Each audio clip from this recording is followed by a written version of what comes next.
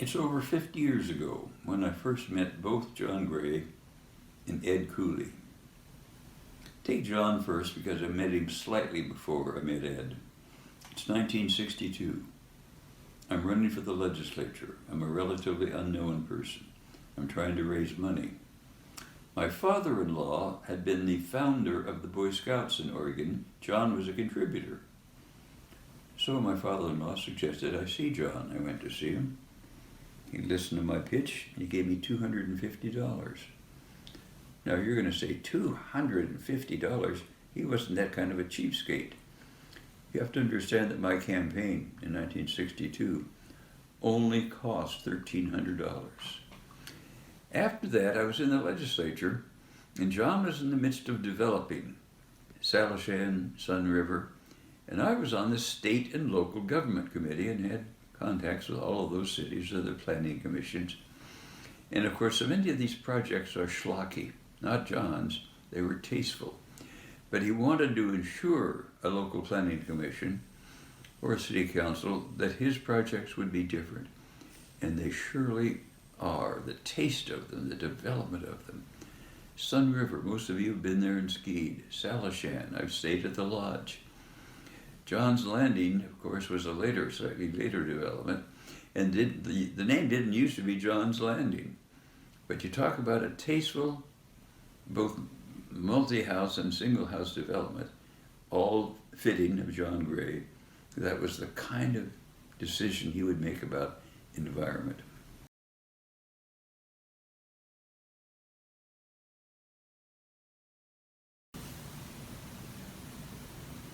Now Ed Cooley. I met him under totally different circumstances.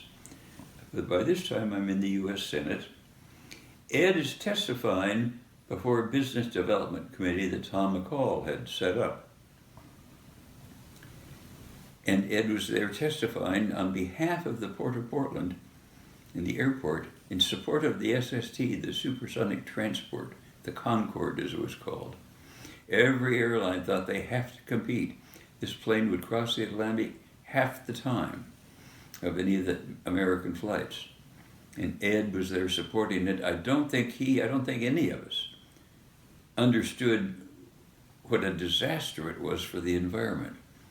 Fortunately, it didn't last. They only made 20 planes.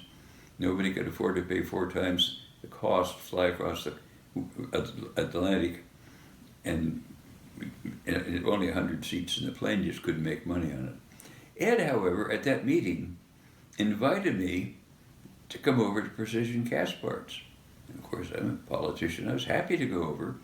He closed down the operation for about a half an hour and let me talk to the employees for 10, 15 minutes and then answer questions. But before I left, he said, let me show you some of the things we're doing here in the neighborhood on our property. And he began to take me around and show me this, see this little rivulet of stream here. Here's what we're planning to do with it. And over the years, each time I'd come, he would show me something different. I had no idea. There was that much little creeks and little rivers and little spots of water in southeast Portland. And maybe I was raised in the northeast area, maybe we didn't have them. But Ed was very conscious of making sure that Precision Cast Parts fit in the neighborhood he wanted it to fit in. And he wanted it to fit in a tasteful neighborhood where the environmental concerns were met and taken care of. So that portion of Portland had a great lucky streak when Precision Cast Parts was located and Ed was president. No area could have asked for more.